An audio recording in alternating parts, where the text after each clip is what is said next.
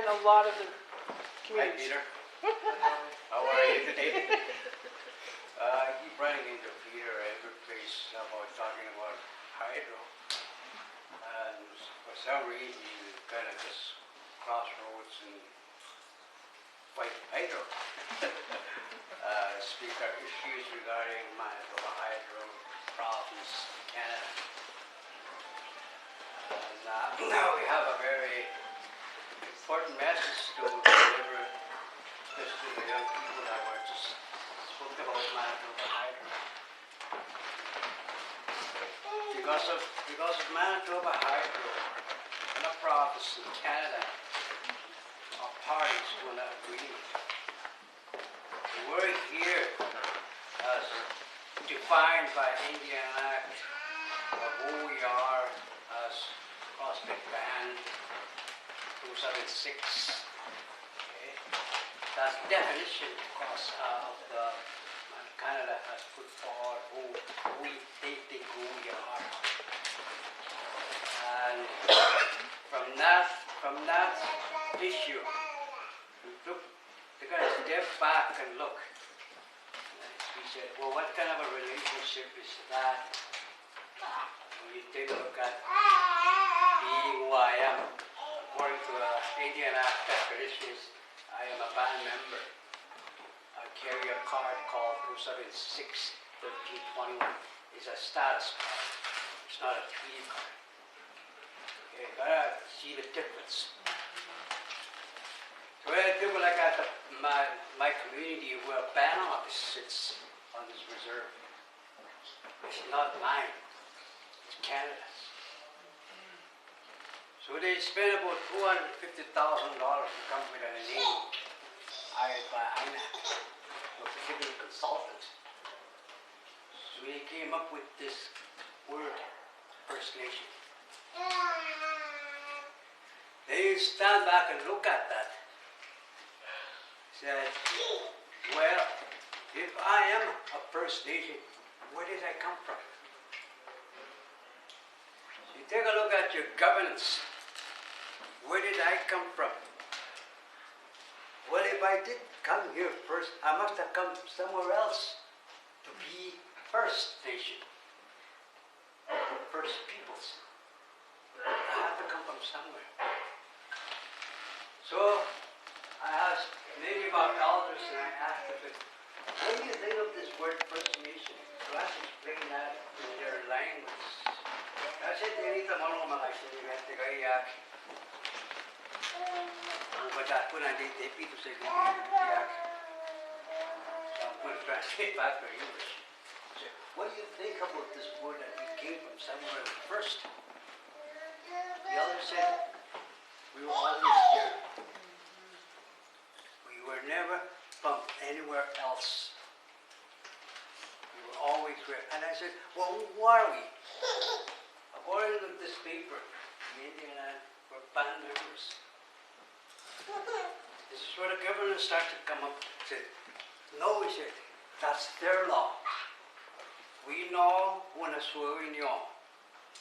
Mulakina yutusi tayo when a swearing. It is their law, they meet that law to tell us who we are. Then Albert North says, another elder said, Moto niya kakita mo ako ang kinano. Now, Manchester nobody can tell us who we are, only us. Now, get to work. Now, very, very generalized statement. But listen to the sound of that language when an elder speak. Mot awina, kitipin niyo muna. Kinano. Now, get to work. And a sovereign language. Nobody can tell us who we are, only us. It's a sovereign language. Okay? Next thing. So I'm going to explain this where all this comes because it has to do with Manitoba Hydro and the province in Canada. And I was referring back to the young people who I just spoke to just a while ago. We are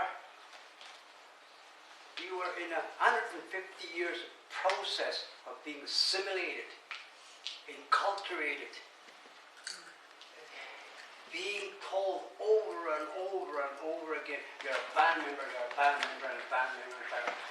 Eventually, we start to defend that regime, which is called Stockholm Syndrome. The Stockholm Syndrome is when that happens, you start to defend your enemy. People who torture you, you defend them. You start to write their boat, and you start to call it your First Nation. According to my understanding, it was the first day. I think Vikings were stood up here first, somewhere in the Arctic area. Those are the First Nation. We are. So that governance became a very important for elders said. We have to go back to meet you up. Meet you up because you know, itagagipel na katamak. Aga meet you up, you up, elatamak. Uta betag, uta uskaisnavok. Tagapiak. Translate that. We have to go back to the teepee. And in this side teepee said, there are laws. There are lands. There are people. Okay? There is powerful stuff in there, what we left behind. What you need to do, Tommy, Rita, you need to bring one part of that we have lost in 150 years, is to bring back that law and try to write it today who we are the best way we can. Because at the end of the day, you cannot write a sacred law because you're not God. The attempt of that to write a constitution that who we are as Pimicikamak people is the best way we can do is write a law that governs you, not because the person or the people, but the land. Because that's where God puts you, or the Creator, examine to. Okay? So we look back and look at it. How do we do that? He said, talk to us. Talk to us, and we'll show you that road, that sovereignty. So we listen. One elder said to me, to the chief of the council of the band sitting over there, he said, Mots kakitay na mo istiguso tausi tau peg the kiskatot istigwa. He cannot let any white man cut a tree. Sovereignty language. Okay. That's in a Cree, not Cree, Neheo language. It's a very powerful stuff. You gotta listen what they're saying. They're talking to you from the mouth of really powerful, sovereign language that comes from the earth or Mother Earth. Okay? That is what you need to bring in. Then all of a sudden you said, wow, who made treaties? It was not a band because they didn't exist. It was people who made treaties. Nation to nation, not from the band to Canada. Okay? Pimicikamak has a territory, a very vast territory from Soul Lake to Fox Lake, which is a 3-5. Not the written text, but the spirit and intent of that 3-5 is what that counts, because we were sitting across the table with Alexander Morris, who's the lieutenant governor, who was the paper boy, the written text. You have to understand that, what that is. But Pimicikamak thus admits and acknowledges and accepts that Nahel is the greater nation. From Alberta to James to Montana. The Eagle Nation, my grandmother used to call it. The Nikishu. Now you take a look at a map and take a look at it from above. You can see the spread of the wings across the land. You You see the head, the man, it goes all the way down the collar. It's the eagle nation. Now, how would my grandmother do that? How do we relate that land? How do we start to see ourselves? Once you discover yourself, this First Nation language disappears. That's what you call reconcile yourself.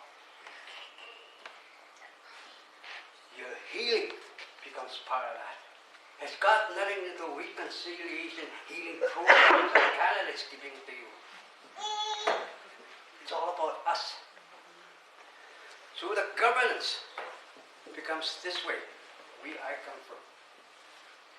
Young people were runners. Back in our old days, when an elder wants us to send a message to another elder, it is always the young man or young woman who will take that message and run. Runners. The woman is a very central part of our governance. Women, in our governance, in our election law, runs the election. They have the authority, fully powerful authority, that the women runs the election. Not Indian affairs. The women. They call themselves Women's Council. Just to have a non-Aboriginal understand the language. So we have 4 councils. We have the Youth Council, who have their own election system. We have Women's Council, who have their own election system. We have elders who have their own election system.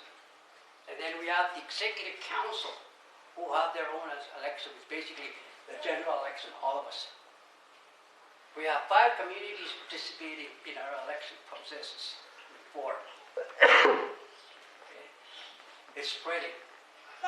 So we have 4 communities electing our Executive Council. We do not have Chief and Council of the band.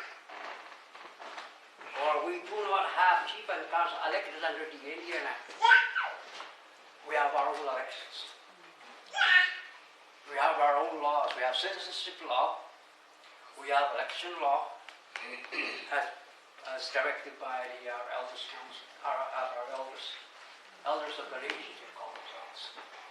So Pimicikamak is partial or moving forward in able to capture that sovereignty.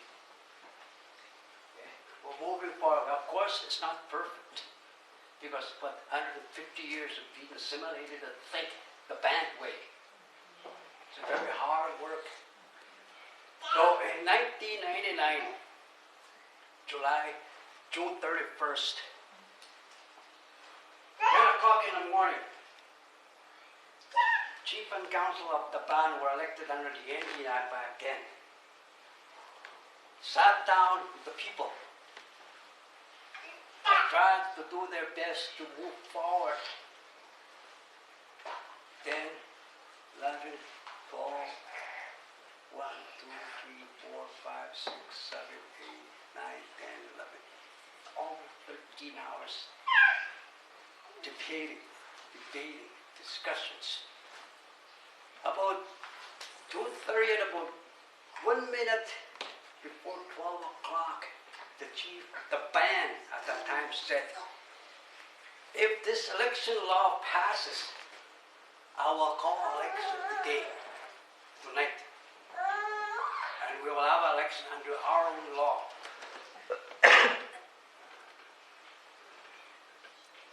So the people, well, by the way, this was also on television, local channel. There were 60 people in this band hall. They said, okay, let's give it a shot. So, under the band system processes, there's also a first person to say, I motion that we, blah, blah, blah, you know, and there will be a seconder. The process went that way. Now, who will accept this election at that town hall. 60 people stood up and said, let's do it. But one thing we did not know at the time, people were watching this on television. And they're all going like this. Come on, guys, come on, say yes, say yes, say yes. Okay? When everybody stood up, except one abstention, when everybody stood up, let's do it. The chief of the band under the Indian Act said, I'm calling election tonight. And he did. Okay? And then, well, it's only 60 people. There's 8,000 people up here. Now let's legitimize it.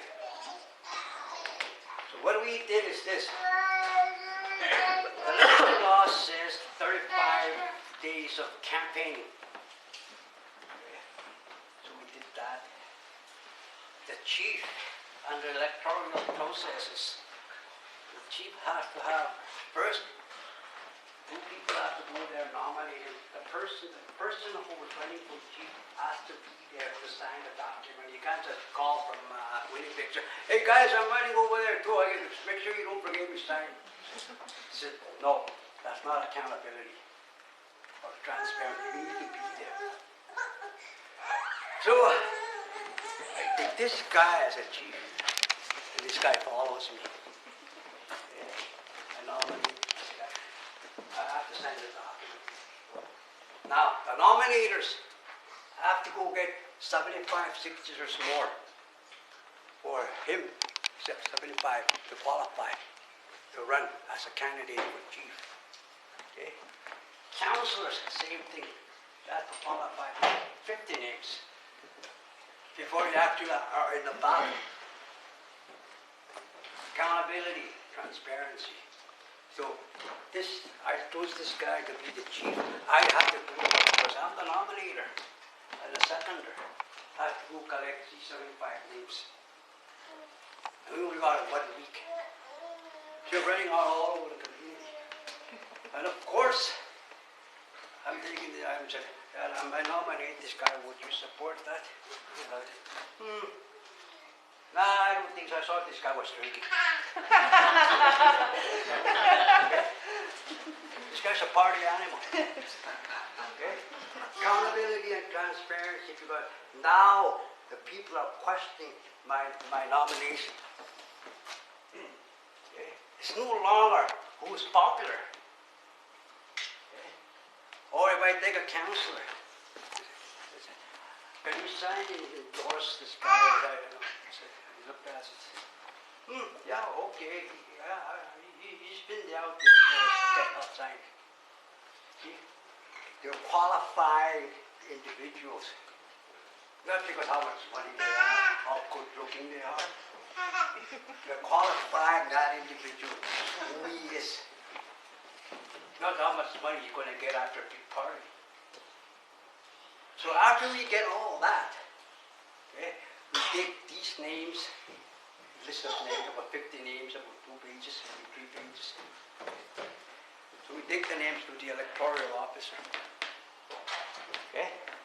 So what he does after, like, he cross-checks, make sure that if I take the chief, I nominate, you sign that. Exactly at 3:01 p.m. Right? Then she brings another candidate who's a chief, and she looks at it and said, and you also sign that document because you like her nomination. Electoral arbitration of it, no, qualified. You disqualified because you have just chosen 2. You're not allowed to choose 1. You can't choose 5 chiefs. Only 1. So you disqualify that. So that's why the chief and the council has to get extra names than 50, just in case somebody else signs. So accountability and transparency. That's how our governance works. So anyway, back to this. All that is done 35 years of campaigning. Oh yeah. No donations. Okay? You're allowed 15 minutes on the radio or TV to speak your issues. Okay? That's also scheduled. Okay? All that. So we had an election. Now remember, 60 people accepted that law. Not approved. There's a difference. Okay? Accept. So we're coming into this. All right. The following day, 35 days later, there was an election. The polls are open. Thompson, Pickett-Ford, Pickett-Finney, Bowden, Rossley. We're at the community itself. 9 o'clock in the morning, it opened. Here, the ballots. I'm standing here. Oh, we also had two human rights rights observers. Because we want to legitimize this so Canada cannot argue. Okay? So we did that. We had about 3 lawyers. One of them is a constitutional lawyer, and one of them is a human rights lawyer, and the other one's we also have Mennonite Central Committee from Winnipeg. Okay? So the election, so voting starts. Oh yeah, by the way, anything from 150 feet of where the ballot box is, all the signs have to be taken down. So nobody gets influenced by the time you get there. Second thing, right after you vote, you're not allowed to hang around by the voting station. You go home. Okay? So, we're lighting the line. Oh yeah. First of all, the trickle of a few cars coming in, people stepping in. All of a sudden, the line started to grow. Right on the top of that road, 2 lines. 1,000 people came to vote. Thompson, Pickett-Ford, Pickett-Finney were voting. We have to reopen the voting 3 times. It was only up to 5. People were still lining up outside. So we have to do it again. Reopen it again. It has to be signed. Open it 3 times. Okay? 7 o'clock we have to open it again. 9 o'clock we have to open it again. People were still lining up. It was the biggest turnout of our election of our own, not the Indian Act. Under the Indian Act, tell you how funny between our election law and the Indian Act. Under the Indian Act, when we used to have those elections, we had 25 chiefs running. About 70 to 100 councillors. When you start counting under that system, where are you? All around. And we have had to hire people who count. But under this election law we have, it's a completely different thing. There was only about 3 chiefs running at the time.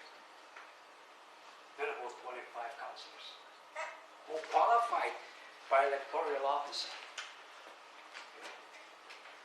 The Women's Council look after all of the election processes. They sat there. Okay? Make sure everything's all done right. So after that, when the results are done, and we take a look at how many people came to vote. Okay. Under the Indian Act, we had about 1,000 people came to vote. Under the election law, 4,000 people showed up to vote. We were challenged by Canada on that premises, not believing that this is an actual election that can happen under our own system. So we had a meeting date ready. So we had a meeting with Manitoba Hydro and the province in Canada, right here in Winnipeg. Then he said, Canada's lawyer said, well, I heard you guys had an election of your own. we have problems with that because we don't recognize it. Because it was not done under the Indian Act. The guy said, you guys cannot just have election of your own without permission. Without permission. There's no indicating or a band council resolution telling us you're going to have your own election. See that? Assimilation, control. And I said, we don't have to ask permission. He said, sure you do. It's stated right under the Indian Act. He said, we need that. He said, but we didn't have an Indian Act election. We had our own. And then he said, well, I would sure like to see that. And right in our hands, right? We had a tape. Put the tape in there. Look at it. Canada, lawyers, provincial lawyers, hydro lawyers, watch, and including the representative of each parties, watch the tape. 1 hour they watched. Because I think they had enough after when they started to see lines right up to the top. And they finally see the results with 4,000 people.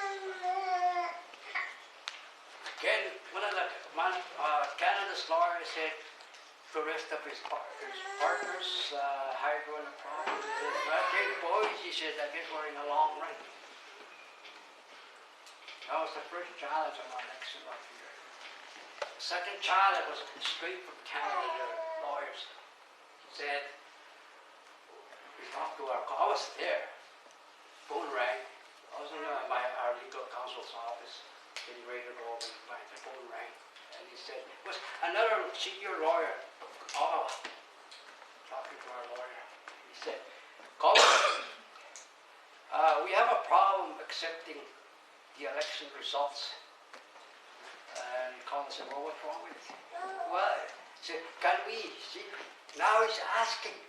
He said, can we claim this as was a banned custom election? Which is still under the Indian Act. Colin said, no. He said, because that's not what they did. And then he said, well, can we say the election is about Cross Lake First Nation having their own law? Colin said, no. Cross Lake First Nation was still under the Indian Act. Can't have that kind of stuff.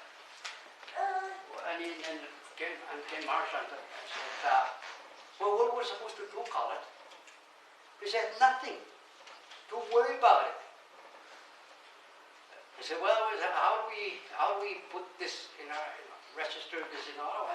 He said, that's your problem, not us. See? Sovereignty does work. But you have to do it. If you don't do it, you're sitting ducks for the next 50 years. Now, it's a problem. Manitoba Hydro in the province. Well, I guess that's what we're going to do, I guess. So now we're going to be talking to, now this is how they pushed it. Now we're going to be talking to Pimicikamak Cree Nation. See how they're bringing that nation in there. Yeah. Or sometimes they're going to Pimicikamak First Nation. They're trying to bring that, their 250,000 consultations, that First Nation lingo. Okay? But, now we have First Nation Accountability and Transparency Act. First Nation. They had a plan. They always had a plan how they're going to push this around.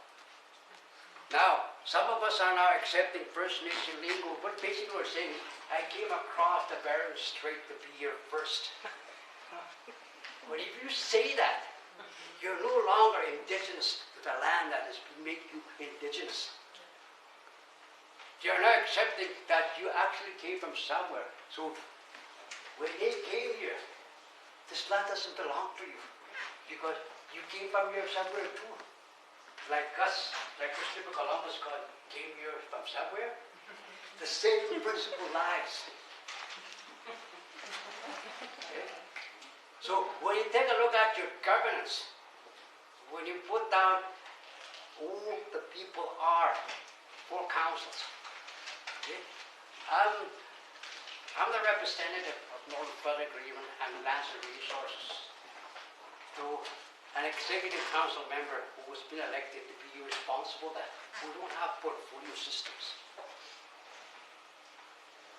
For example, as a matter of fact, we don't even have portfolios, we just have executive council responsible. Same thing as the minister responsible for, right? So we have somebody who's my boss, say, David Leroy Maswagan, executive council responsible for NFA and Lands and Resources. That's what I call it. Okay. So that's the person I answer. The chief is the spokesperson of the nation. He's the lady or the woman, person who will be running around all over the country telling you what's going on in our traditional lands. By the way, that's another word. Traditional lands. Language is important. Traditional land means that land used to be yours traditionally. So I come back here as I said, Pimicikamak, that's it. Now you want to get very, very down to the bottom and say, well, Pimicikamak is my homeland. I'm not talking about Cross Lake. I'm talking about the whole territory. It's my homeland. Governance is important. So we have a circle I can do up here. On this side, we have an elders council. On this side, we have women's council. On this side, we have good council. On this side, we have executive council. So that's how it works. Executive council do not make decisions till they have a policy that is concurred with all of the councils. So the policy of the Pimicikamak is this on lands and resources and on the flood agreement. Said, do it right. That way you won't take shortcuts. That's the policy. Okay. Then I got David here with my boss. Knows the policy over there. And I come to work here with Manitoba Higher or the province city across the table with me. I have to be very, very aware what that law says. Because I have to be under election law, the officers of the nation with this me.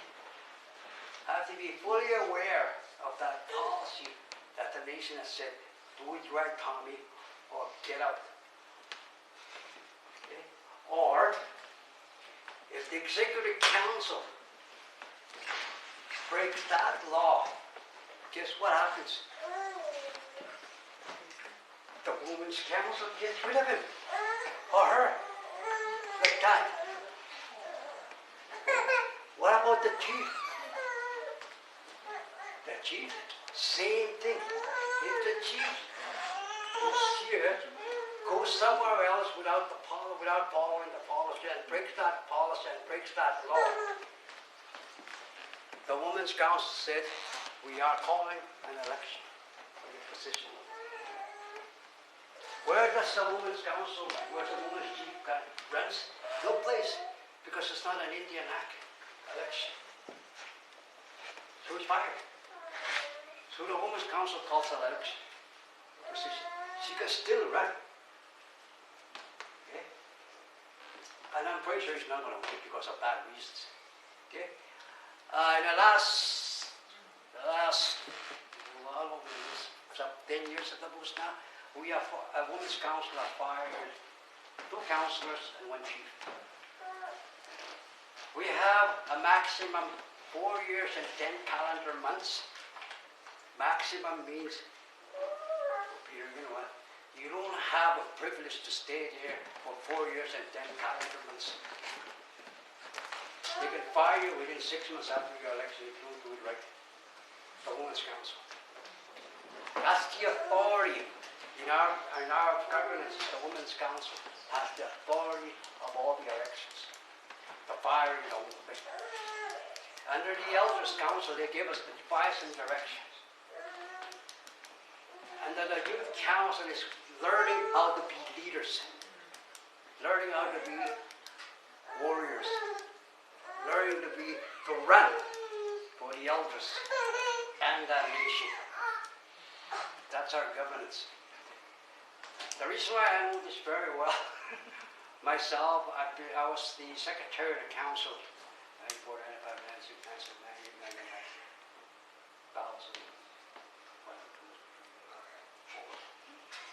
11 years. But the reason why I understand it very well is because I was a part of developing that governance. I was a part of writing the lawmaking process.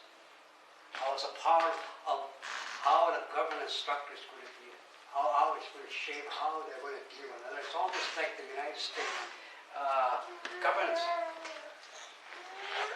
It's the Senate, House of Representatives, Standing Committee, and Congress. That's how our system's set up. Then I realized they took it off from us. They came here and learned our governance and took that away from us and gave us what they ran away from. Gave that us.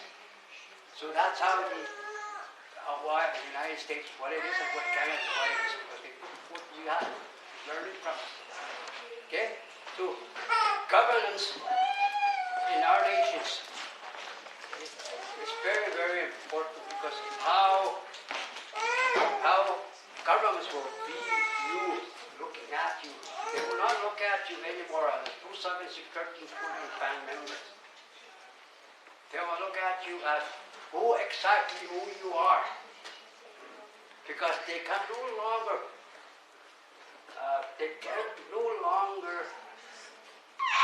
give a point of understanding. If the man knows his history very, very well, he is now the AFN chief, grand chief. If he knows better, and the next day he said, I am calling election for all the people. That would be a very scary thing for Canada. Because now we will have a chance to vote as citizens, direct democracy, powerful stuff. Now, in Belgium, what you call it again? Okay, imperialism says tomorrow on TV, he said, okay, now I'm elected. What I'm going to do is, the next 6 months I'm calling election. This time it's going to be by the people, of the people. Whichever goes, I'll still run. You guys vote for me, I'll do great. Can he do that? Will he do that? No. Peter, do you think it's possible you will do it? The reality is there. Now imagine that how powerful the grand chief would be if we actually elected him. Then he doesn't have to listen to that. He will be listening to us. Because we put him there, not them. And Canada will say, we've got to stop dancing. There's no longer a buffalo jump for it. Governance is an important aspect of where we want to go. What do you want? Where do you want to go? What do you do when you get there? And how do you do it? 4 questions you need to ask yourself when you get back home. And by the way, the chief and downer you might have today, they're probably not bad people. Okay? You smile. Okay? They're probably not all bad. Let me put it, they're probably not all bad. They're probably had good intentions. What am I saying? But anyway. Okay? Governance is important. Your laws are important. It's a direct democracy that's we need. So, where's my friend here? So, when our direct democracy occurs in our lives, so what did we do in our homeland where Hydro was sitting for free? We went and kicked him out. You know why? Hydro was occupying our homeland for free for the last 41 years. And we told them it's time to pay. It's no longer free. And they didn't do anything about it. He was there. They didn't want it. So people came marching, keep them all up. And that's what you've been hearing in the last few months, I guess, or what you're doing. This is not cross-state First Nation. Got it? Okay? It is not cross-state ban what you hear because they don't understand the concept of what is coming. It was Pimicikamak people and the Pimicikamak leadership before Congress. So that's what happened. So I guess I'm waiting, killing somebody else's time. So anyway, thank you for listening, and hopefully maybe some of you guys will want to ask questions later on. But at the end of the day, said when you guys call home, think sovereign. Don't think First Nation, think sovereign. You're a Saugeen citizen, not a Saugeen band member. You're an Islamic citizen. Think that is the sovereign. You have a homeland that probably covers Winnipeg too. Okay? Thank you.